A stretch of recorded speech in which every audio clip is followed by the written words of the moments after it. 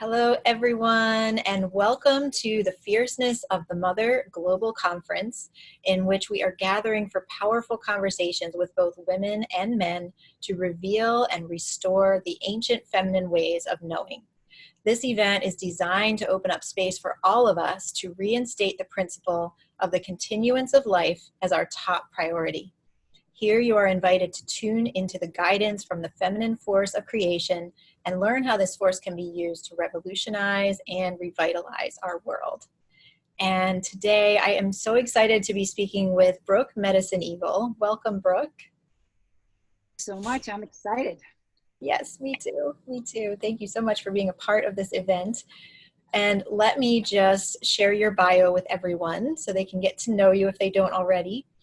So Brooke Medicine Eagle is a legendary indigenous earthkeeper, wisdom teacher, healer, visionary, singer-songwriter, catalyst for wholeness, and ceremonialist. She is the best-selling author of the Native American literary classic, Buffalo Woman Comes Singing, and of The Last Ghost Dance.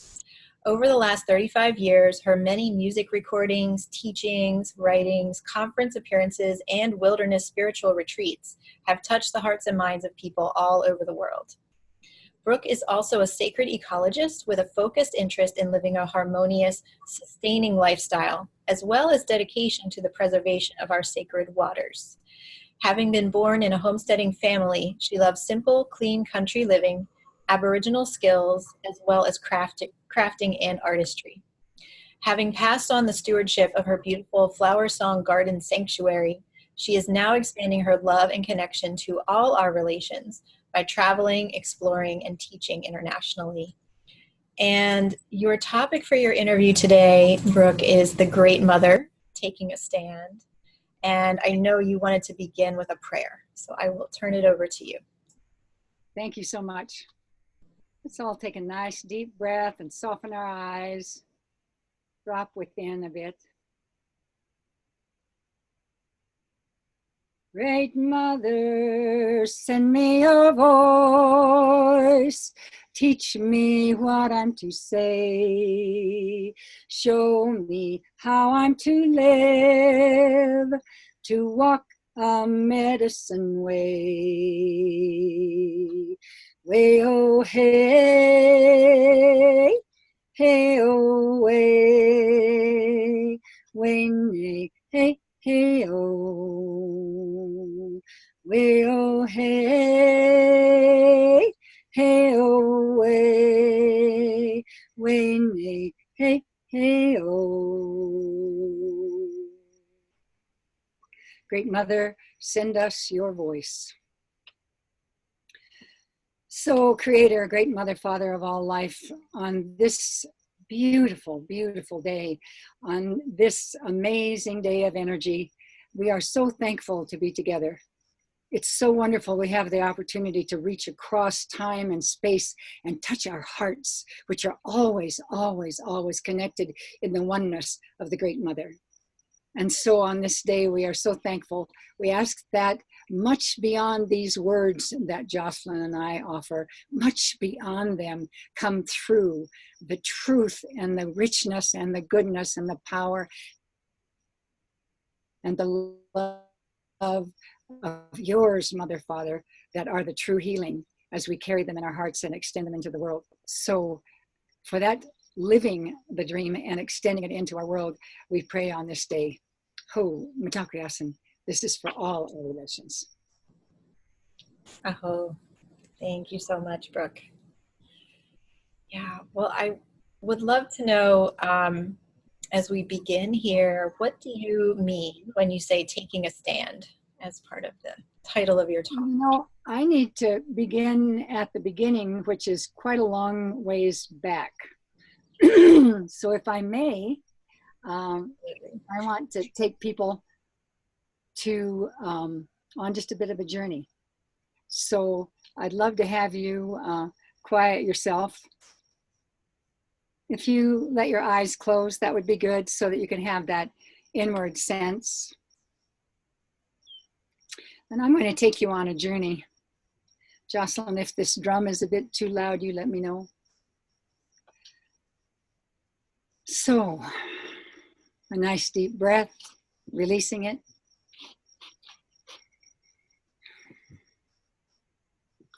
In the beginning, in the very, very beginning, there was no thing, nothing. All the great teachings and stories remind us that in the beginning was a great, deep, dark void. Nothing. No physical thing existed. But joyously, what was there was that great, dark, deep womb. And in that womb of the great mother were the seeds, the eggs, the dreams, the potential of everything that ever was, is now, or will be.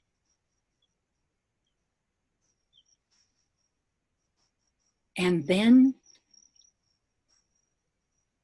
there was the vibration, or that great womb is the vibration of love. That's what that womb is love. The great mother is love. And then she called out of nothing. She called the great light, the great Father, light. And I sometimes think of it like static electricity, but beautiful, big, coming in, light and love joining together are passion. And passion was born. And out of that passion, and out of the love of their hearts and the light of their beings, they poured forth creation in a burst of beauty and amazing creation. Into physical reality was birthed all that is. Universes, star systems, galaxy after galaxy, all the way to you. In the beginning, before you had a name, the Great Mother called you into being as an eternal being, an eternal soul, given her qualities. She and the Father, the love and light, creativity, possibility, all these things gifted to you in the beginning, and now and always. And as well, the tiny, tiny, frilly edge of a flower, a tiny, tiny meadow flower, like I have just seen, and the frilly edge of it, the delicacy, every tiny, tiny hair of anything created out of the heart of love and light at the center of things, the great womb of the mother.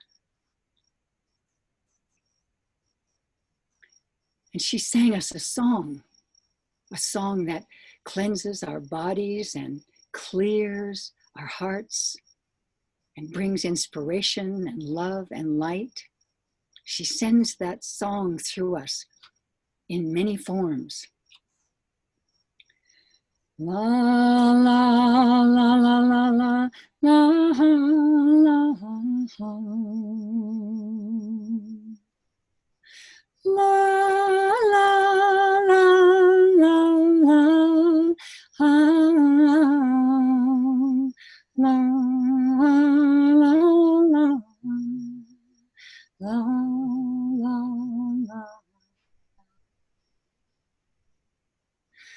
The great mother is love, and the Father is light. As they join together, comes forth all life. La, la, la, la,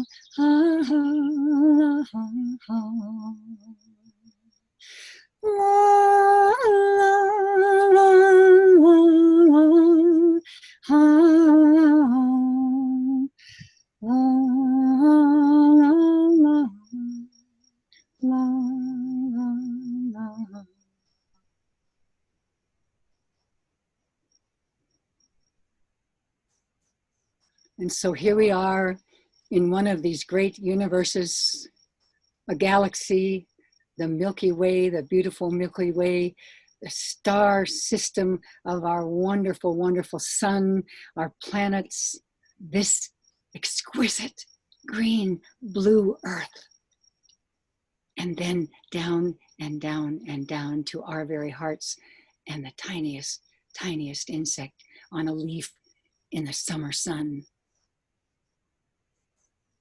And so we remember ourselves as one with the whole of things in the great womb of the mother.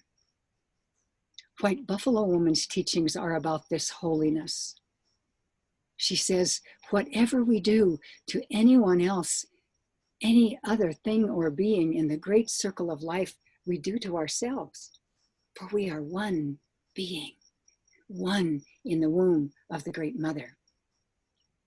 And in my experience, the chanupa, the sacred pipe, the red catlinite bowl represents the womb of the great mother, because everything belongs in it and is honored and respected. And so love and light and wholeness and holiness, all these beautiful things she gave us. And here we are in this incredibly potent time. Absolutely wonderful, being present. Present and powerful. So thank you for joining me in that.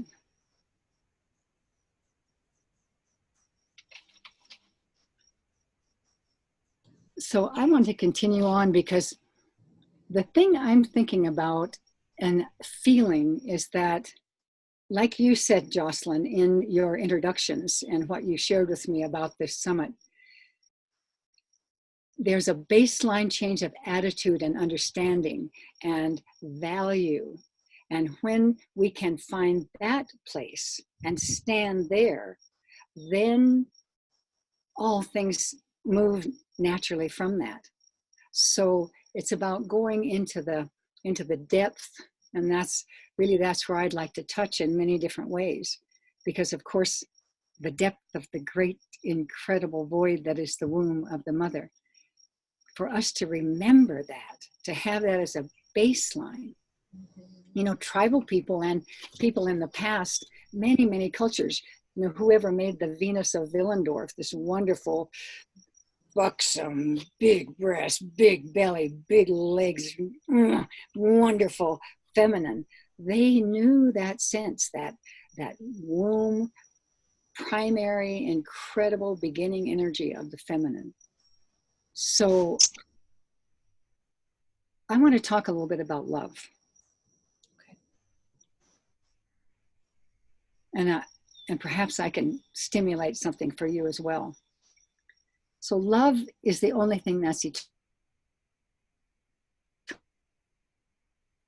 At the beginning with the great mother, and lives on forever and ever. And anything that was ever touched with love or done with love lives on forever and ever and ever.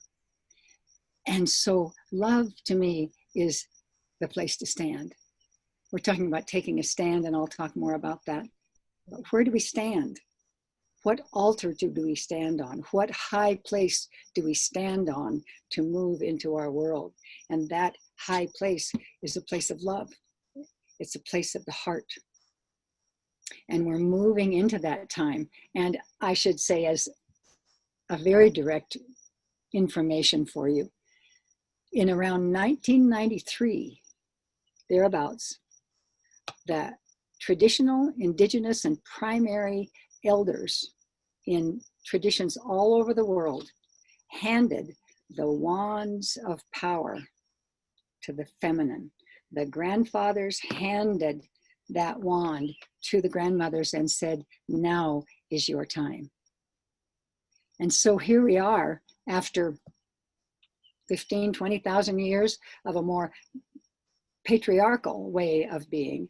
We are now coming into this time, not to me of matriarchy, but of a matrifocal society, A matrifocal society is one that's about nurturing, especially the mothers and children, and the children get bigger and bigger and bigger and bigger and bigger, and they're adults, and we still love them. They're still nurtured. That's the energy of it. That's everyone getting nurtured and cared for and given what they need. Then, of course, they bring forth their absolute best into the world. So that kind of baseline is being offered us by the great cycles of life, thankfully. When this great feminine energy, like the great Venus of Willendorf, I think it was a red, wonderful, coming up from under the earth, up and up, inexorably coming up and stretching and breathing and going, okay, gang, here we go. Here comes love, here comes nurturance, here comes sweetness, here comes this fierce ability to stand for what is right and good and true and beautiful. So it's a very exciting time. And what is happening is that it pushes up all the gunk. It's got to push up all the festering, negative, angry, mean, prejudiced, yucky energy. It's got to push it up right in our face, right up our nose, I like to say. So we see it and go, no, that's not who we are. That's not what we're doing. Thank you for showing me that. No. So that's the kind of time we're in, and we're having this, excuse me, amazing experience as a result of it. And it's calling us forward. So I want to talk about love in one aspect, and maybe it's the way we think of it the most often. Love is that amazing. Well, I mean, take a moment, close your eyes if you need to, and think of when was a moment in your life when you just felt so much love in your heart. You could have been holding a baby child in your arms, your new baby in your arms. You could have seen a loved one. You could have looked out across the beautiful landscape of mountains and just fell in love with the earth. Whatever it is, find that, because that's who we are. That experience is our essence. And so it's wonderful to get in touch with that more and more. And you know what we notice is it's sweet. It's so sweet. It's so wonderful. It's so tender. I mean, it's passionate and all of these things, but there's this wonderful sweetness to it that we think of love and is our ideal in a way of love. And that is so powerful to have that. The teaching around that is that when we find that place in ourselves where we feel love, then we can realize that that is inside us. We don't have to wait for somebody to come. We don't have to wait for some special thing. We are made of that. And how we experience more and more of it is to pour it out of ourselves into the world. And of course, that invites some too. But to pour that out into the world. And that's a practice I would suggest. I'm not going to take a lot of time with it, but find that feeling of love. Know that's yours and that's you, and that no one can take that away from you. No one. You need to practice it so that you can walk in your world day to day, looking out at the grass and loving it, looking out at the people walking by and sending them love, looking at the trees, looking at the sky, thinking about the polar bears, thinking about something, anything, love pouring toward it, thinking about conflict, love pouring toward it. Just that pouring out of you consistently. See something in the world and reach out with the hands of love to touch that in some way.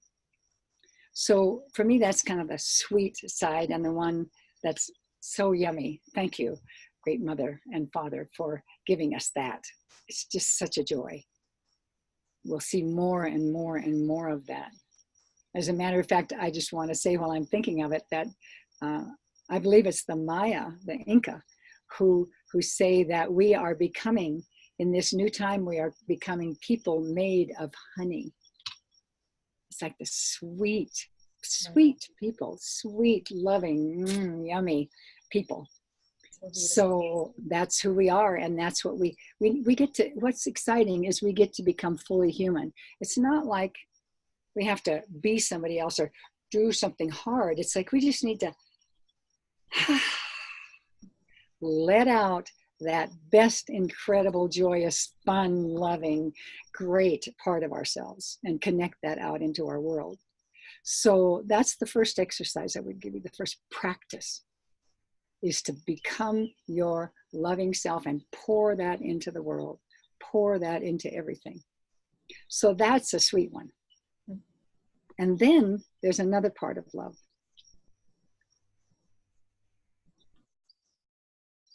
Let's say there's a mama buffalo. She's got a new baby calf, pretty vulnerable when they're new. And it's lying there on the grass, and she's a mountain lion. She already has this incredible love for that baby, that sweet love. Oh my gosh, just loves that baby. That's there. What other part of love comes up? Fierceness. She says, no, you don't. No, you don't. I will stand between you and this baby. You will not touch that tiny baby. You will not do it. She's not aggressive. She's not charging. She's not trying to hurt the lion. She's just saying, not this calf, not this baby. So fierceness is the other aspect of love that I think we need to learn about. And the interesting thing is that, you know, this feminine energy has been arising for a long time. You know, I was involved in the feminine movement in the 70s in Berkeley, California. You know, so that energy has been rising. And early on, because we have been raised in a patriarchal society that's about push and shove and, you know, get a hold of things and that kind of energy, when women wanted to take their power, sometimes they kind of put on heavy boots or executive clothes or pants and stopped their menstrual flow some way and just kind of got out there in the guy's world. And my gosh, we can do as well as those guys. And of course, women are wonderful. They did, you know, they've just shown some amazing things. But I used to remind people to, you know, put on that strength and step out in a man's world and be a better guy than them, or try to. That's not women's power. So all of us are going, well, what is that feminine? We've been away from that deep teaching and the truth so long, and we've been so conditioned by another kind of way that to find that has been challenging. And as with both men and women, women have suffered great abuse. The system that we have has suppressed, oppressed, and abused very readily. And so one of the things that comes up as we begin to take our power is anger. Is wanting to go, you know, you don't, you know, to fight back in a sense. And here's one of our big challenges. That is the old game. That's the way it's. And you're not okay, and you know, you can't have this, and I'm better than you, and blah blah blah blah blah. We need to be done with that.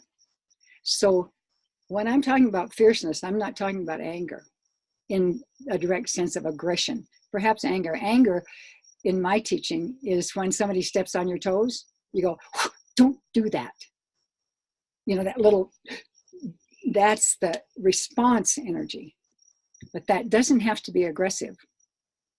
So it's really important for all of us to differentiate between aggression, meanness, striking out, judgment, you know, that kind of energy, and taking a stand right here. That mother buffalo saying, I'm right here, you come through me. There's no question. She is standing right there. And she'll be thrilled if the mountain lion just wanders off. She has no interest in confronting or fighting or having to have a hassle. So her energy says, no. And very likely the mountain lion, unless it's just really starving for some reason, will say, well, there's a better day. See you later, and move off. So I think it's really important for us. I think it's primarily important for us to understand about this fierceness. And I was so thrilled to see that in the title of this summit, because there's really the need to take a stand, to stand for something. And I want to talk about that a bit too, because sometimes when we think of taking a stand, it's like, you know, that kind of energy. Same old stuff, doesn't work. Calls anger. Somebody says, "Oh, can show." Yeah, you think you can? Oh, you know, that kind of exchange. It's like where the power comes from to take a stand in love, because we take a stand when we love something. That's how that's generated. When we take a stand to drop inside ourselves and go, why this? Because I love so much. This is why I'm saying this or doing it. Why I'm right here is love. And so in a certain sense, there's a softness in the front of the body, that yummy, I just love so much. And the back and the legs are strong and powerful, soft. I think when we harden up, we call energy. Just step one little step back in front, and like your little Aikido move, you know, get flowing and easy and balanced, so that little wind comes by, you can, you know, let that move, whatever. You can be there, but your feet never move. You're right there where you are. So that love as a center, and then what I think I would call resolve. Because it isn't a commitment. It's not like, oh, I make a commitment to do this. It's like deeper than that. Do you know what I'm saying? It's like that mother buffalo. She didn't have to say, well, gee, I commit to take care of my child. She is totally resolved. It's so deep in her. It's just, that is there. It's not going to change. It's so connected to truth that there's no changing it. It's just there. That's the way it is. So it's like for a woman to say, children, every child needs to eat well. Boom, baseline.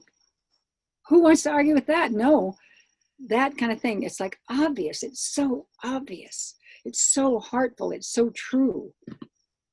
If we're human, that's true. So to have that kind of resolve, it's not about pushing out so much as saying, it's about a boundary. And even little animals, you know, will, like a dog or something, little puppies will, you've seen them, they're all around and they want to play fight with their mom, and they're growling and jumping and having a wonderful time, and maybe they bite her ear with those little teeny tiny sharp teeth. And what does she do? She goes, and they go, whoop, think I did something wrong there. So she didn't bite them, she didn't hurt them. She said, no, that's not okay. So it's really about setting a boundary, and it's about helping determine behavior. It's a behavioral tool to say, no, I will love it when the day comes when all of us women and all men, everyone says, you do not take my children to war. You do not do that. No, that is not workable. There are many things that are. There are many challenges we're facing, but you do not take my children to war, especially if you're not out in front of them. You want to walk out in front of them? Maybe we can consider. But until then, you do not take my children to war. So that there's some kind of strength in that. And it isn't aggressive. It just stops right here at that line. But it's very strong. Does that make sense to you? Does that answer that question you asked me in the beginning about taking a stand? Yes, absolutely. And I love how you began with love, you know, because to me, this fierceness and what has inspired this entire event, it always has love at the core. Mm-hmm. As you have said, it's not about anger, it's not about retribution, you Yeah. know, it's not about our differences, it's about love and the fierceness that comes from that place. Mm-hmm. So yes, thank you.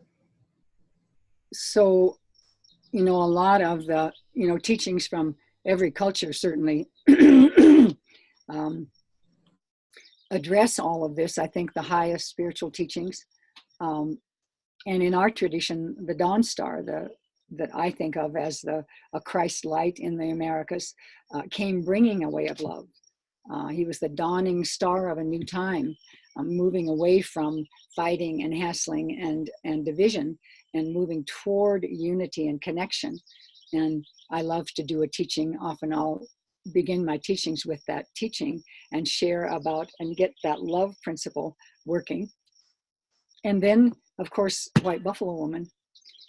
Absolutely every essence, every bit of her essence is about the wholeness, about, it's not some bearded guy up in the sky that you talk to on Sunday. It's the whole thing. It's God, Goddess, immanent in everything, not transcendent, not up there somewhere, but in everything, including me, looking out through my eyes into your beautiful eyes, and hopefully the eyes of all these wonderful people. Looking out is the Mother Father. We are that being in the world. And I wanted to talk a bit, as I'm thinking about that, about how we, in a sense, power this love, or this action, this fierceness, this, where do we get the energy for this? And one of the things there are a couple of things I would suggest. And one of them is to have a meditation.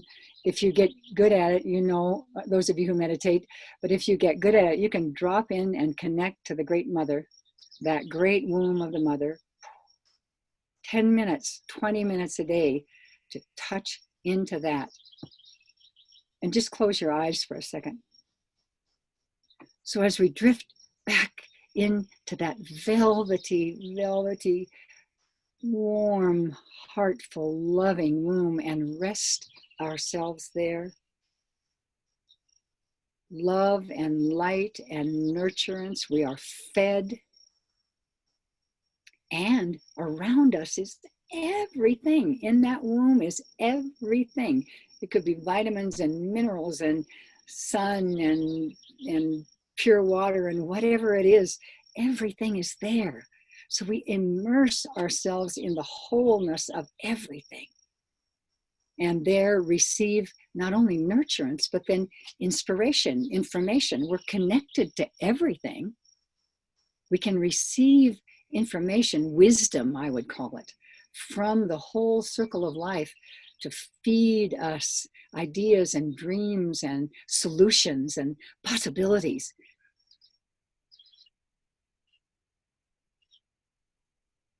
So you come out of that then, drifting out back into your own daily life, filled with a kind of power and energy that really serves you. Just gives you that day-to-day energy. And the interesting thing about solutions and kind of dreams, visions, solutions that come from the Great Mother and the Great Father at the center of creation is that they are in tune with the truth. They are sustainable. They are so perfect. They just slide into reality, into the physical so easily. One meditation I'll also give you that I think is kind of fun, which is similar, but we're at a new moon right now. Perhaps not when you're listening, but I think of dark of the moon here at Sacred Ground. We are so far from lights that the Milky Way and the stars in the sky are so bright. But I like to think of going out on a dark of the moon night. First of all, you just kind of see the vaulted dome, the dark, exquisite dome of the sky.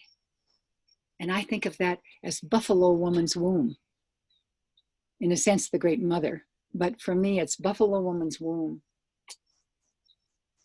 And in the Lakota way, that primary energy, that feminine energy that is the beginning of all, that's called Wakan. Wakan. And then Skan, lightning, light coming in. So I look up and I think of that Wakan, that womb, that primary feminine. And then the stars are there. Thousands, millions, and forever of stars are there. All points of light, all possibilities. So Buffalo Woman gave me and you this exercise. She said, there are so many things that need to be manifest and so many good things that you might need and want. So she said, you all are learning how to manifest, you get clear and you have that image and you energize it with your feeling and all of these wonderful things. And then it's time to let it go. She said, here's a suggestion. When you get to that point where you've really got it just yummy, just all this energy and it's really right there, she said, let yourself go right into the womb, into that womb of Buffalo Woman. Go deep, deep, deep, deep, deep into the void, into the womb of the Great Mother, where every single thing exists, every possibility, every potential is right there available. And drop that dream, that intention, that will to manifest there in that great womb. And then let it go. The Great Mother and Father have got it. And you can walk your love into the world. And what she said is that one of the things about, we get that all together and we've got it all and we kind of go, bloop, we drop it right here. And in a way, then it's kind of in the middle of the daily life and the restrictions and never could do that before. And this is that, just all of the stuff that we have in the way of manifesting. All of the rules and the beliefs and the past and on and on. So that's why she suggested to go out into the place where there is no restriction. Because one of the divine gifts to us as divinely sovereign aspects of the Great Mother Father, one of the gifts we were given is the gift of creation out of nothing. And we're so kind of caught in the material world that it's hard to understand that. Of course, the new physics is teaching us that it's all this hologram of space and intention and movement. So we're just catching up to understanding that we manifest by our intent. And so, I'm sorry. Thank you. I think that was a reminder to talk to you. So it's so wonderful for us then to be able to call out of the great womb every and anything. Image I was given not long ago by a very wonderful high angel, Haniel, said, think of the universe or of life as a vending machine. You are a spirit, and it's important to remember that we really at essence are spirit. She didn't form our body in the beginning of time. She formed our soul, and off of that soul aspects of our spirit, my individual spirit was born, and that is me. All these wonderful molecules that Creator Goddess God gives us to be an earth robe are ours, but not us. It's not me. So that spirit then to bring forth our intention and bring forth the wishes of our spirit, we manifest out of dream. It's just like, I'm inviting a new home here at Sacred Ground. I need an actual place to live here if I'm going to be here. And so that's a dream. It doesn't have there's nothing physical to that. It's a dream. It's an intent. It's a resolve. I will be on the ground in a beautiful place here. It's out of nothing. And then people come, and all of a sudden I have a home. Out of nothing we can manifest. And so the clarity and purity of that intent and our connection to the Great Mother, our going to the Great Mother Father to get the clearest and finest ideas, I think then things will begin to manifest very, very quickly. Yeah, that's really beautiful. Thank you. I feel that we are being given, upgraded capacity as well, to tap into our intuition, to have the vision to connect with source and really ask for those things and know what to ask for in the right ways, so that, that it can manifest. Yeah. Well, it's kind of a fascinating thing. In 2005, the Maya people said the first fully human beings were born on Earth. Wow. And the wonderful old seer Edgar Cayce said in 2005, the 5th root race of humanity will be born. So it's like another upgrade in a sense, the 5th one. And I think that's very fascinating. And some of what they talk about as far as these new beings, and of course we've seen it in the crystal children and the rainbow children and the, all of these wonderful children that are coming in. What I remember being told is that they carry just a little bit of light that is a kind of a violet, beautiful light that's about freedom. And I think freedom is about sovereignty, about absolutely being sovereign, and yet free. In the most freedom we have is when we are in the great river of life, being moved and in harmony with it. So freedom and then love. They got a little extra boost of love. And so that has come onto our planet, and of course it's just buzzing us up, because even those of us who maybe weren't born with that know how wonderful that feels. So we have a new humanity. And I do want to bring up something that I don't know if I have the answer for, but I have a bit of concern, because I do believe that these new generations coming in are bringing a whole new level of love and sustainability and invention and understanding, and hopefully we're going to make a big change over here.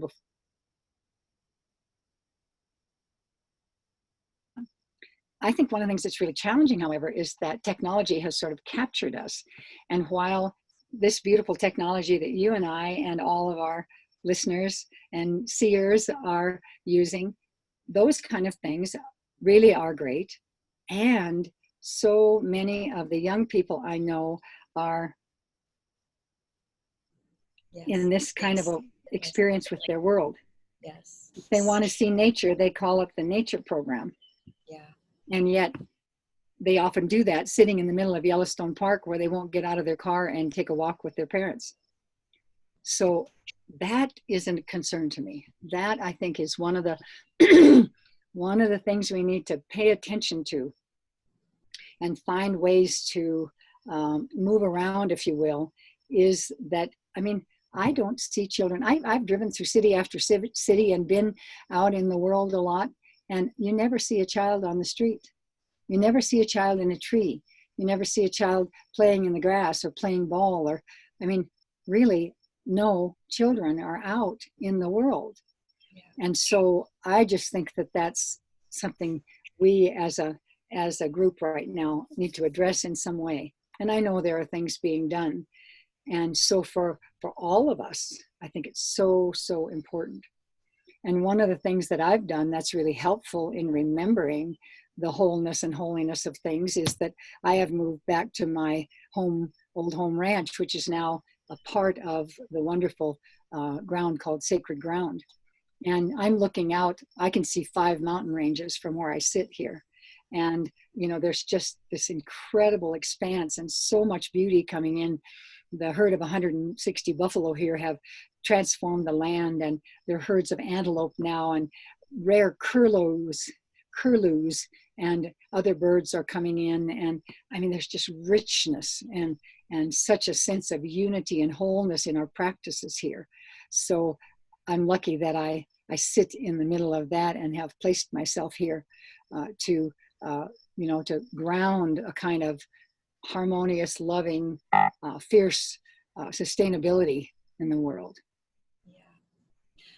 Well, I have a thought that keeps coming through really strongly as I think about the topic for this event, and then as you're sharing what you've just said here, and I feel that that aspect of the children, the young people being so attached and glued to the technology, like that's something we need to get really fierce about, for sure. But there's this bigger picture that I see where, I think we can all really relate to the image of a mother bear or even a mother human getting really fierce in protection of her children. And I feel that Mother Earth is very fierce in her continuation of life, and it, no matter what we're doing to her, she is doing everything she can to keep life going and keep us, and give us signs that, that things need to change as well, which is part of that. But there's this aspect of us as her children getting fierce in protection of the mother. And I wonder if that resonates for you, or what any thoughts you might have about that. That is so perfect. I think that you say that, because I have a friend, Pam Montgomery, and she says, I think we ought to change from calling her Mother Earth and call her Partner Earth or Friend Earth or whatever, so that we're not like, well, Mother will fix it, Mother will take care of it, Mother gives it all to us, without even consciously thinking of that. But our cooperation and participation are vital, because we've, in my recollection of history, we have never been closer to the edge of having Mother Earth invite us off the planet. I mean, when you look at the planet, what is the challenge? The planet goes through great changes and cycles and all of this, but really, human beings are causing a lot of changes that are very difficult. And we've been pretty unconscious about that. So, I think just clear warnings are coming that we need to step up.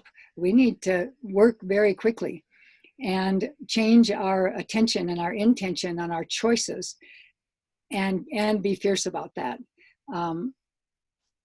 Because I think, and the exciting thing for me is that, well, first of all, I think it's easy to get into overwhelm. It's like, oh, wow, there's so much out there.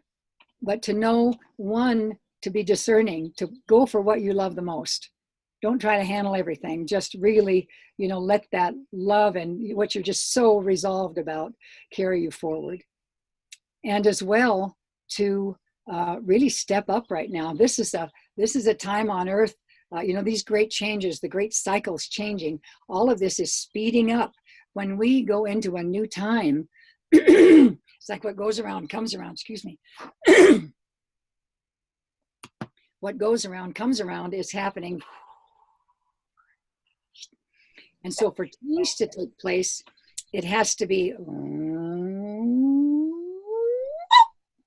we have to reach a high velocity.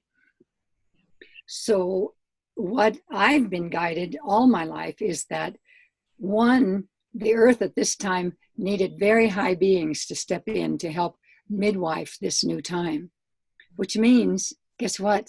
That we're all those high beings that came in at this time to do our work. So one, to remember ourselves as having enormous capacity and possibility and lifetime after lifetime of experience. And the other thing that's a motivator is that if we step forward, when we step forward in a positive and powerful manner, and it's going that fast, it's like, getting on the highway at 80 miles an hour. You need to pay attention to where you're headed, but you also get there fast.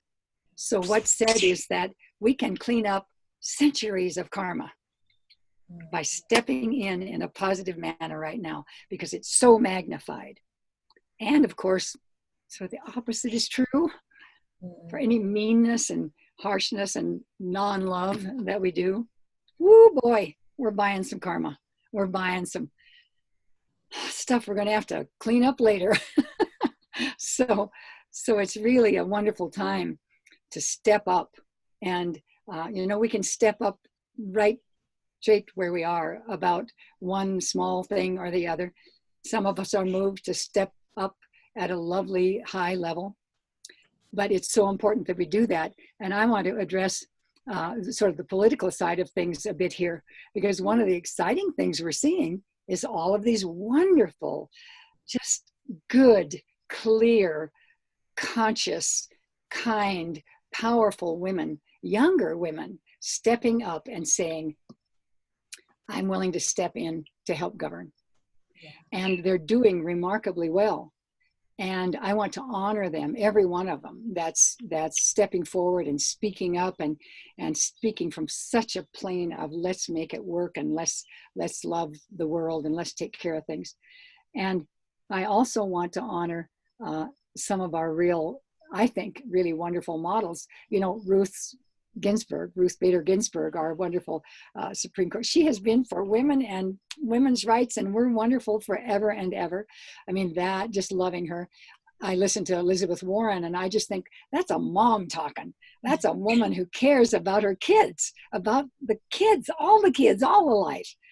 And one of the fun things about becoming an elder is that when you're a mother, you tend to, you've got a lot of, I have a wonderful gal here. She's got 2 daughters and a husband and all of the work, and that really keeps you pretty close to yourself. But when you then get everyone out a ways from your skirts and on their own, then you have the opportunity, and for us, the charge, the obligation of the elder is to take care of the children of all things, everything. To step into holiness, to step into wholeness, to step into real healing. So we have the opportunity now in so many ways to do this. And I wanted to give one other little teaching that might be helpful for people, because I know, day to day, I want you all to know that I just pray for you and all of us to have the strength and, just the wonderful energy to bring forward what we need. And another thing that is very powerful, I think, is to think about the medicine wheel. In the East, the wheel I use, in the East is morning light and newness and inspiration and awakening and sprouting and springtime, and that's the little masculine. Around to summer is sunshine, midday, a busy activity, do it, work at it, out there, loving, heartful. That's the big masculine. Then west, evening, things begin to quiet down. The little feminine, receiving the harvest, letting go of what's not needed, dropping into contemplation and quietness, gathering the information, the little feminine. And then the one that I highly recommend, I've already talked about it in many ways, into the north. Midnight, midwinter, quiet, dark, still. White buffalo woman sitting by her frozen lake of wisdom, white buffalo, snowy owl, quieting and going into that deep realm of the mother, to wisdom. And wisdom, to me, has to do with the holiness, the wholeness. Nothing is wise if it only works for one person. It's wise if it works well for me and everyone else. So wisdom, and stepping down the great red road that my people talk about, which is from wisdom in the north into action in the south, with the helpers releasing and clearing and letting go in the west, and inspiration and awakening and love and light in the east. And I want to suggest one more thing for others who might be able to appreciate this. My personal experience, I so much love White Buffalo Woman. And I think of Mary Magdalene as the high priestess of the feminine form of Christed love. That that Jesus carried love. I mean, that's the baseline teaching, the Christ energy. And that feminine now being able to uphold and carry love, for me, is Mary Magdalene. So for those who have any inclination in those ways, I just think she's wonderful to call upon right now. And all of the feminine, I mean, Mother Mary, the mother of mothers, I mean, what a wonderful being. You know, we think sometimes of these as Christian, but really this is about the deep connection and holiness that goes across all things and all beings and all religions and all spiritualities. Here I'm working with Kuan Yin, she of 1,000 waters, and we have 15 beautiful springs on this land. So we can call on that feminine energy, those feminine archetypes, those feminine models, to help us see how to walk in strength and beauty, and really bring our dreams and visions into manifestation. So beautiful. Thank you. Thank you for sharing all of this. I love what you shared about the medicine wheel and the little masculine, the big masculine, the little feminine, the big feminine.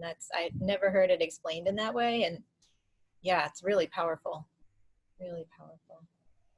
So yeah, well, thank you for all of this, Brooke. It has been so wonderful to have this conversation with you. And as always, when I talk to you, it has just opened my eyes and my perspective up to a whole new way of seeing things. So thank you so much.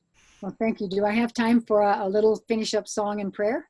Sure, that'd be wonderful. All right. So, great Mother, Father, Creator, thank you. Gratefulness is where we stand, as well as asking. We are so grateful for this absolutely stunningly beautiful blue-green planet and all our relations upon it, and the love that is the essence of everything. Let that love burst through our hearts in joyfulness and offering, coming bringing it right from the heart of life out into life, to be supportive of life, to uphold life and aliveness in ourselves and in all things in the circle. Ho, Mitakuyasin, all our relations. La la la la la la la la la la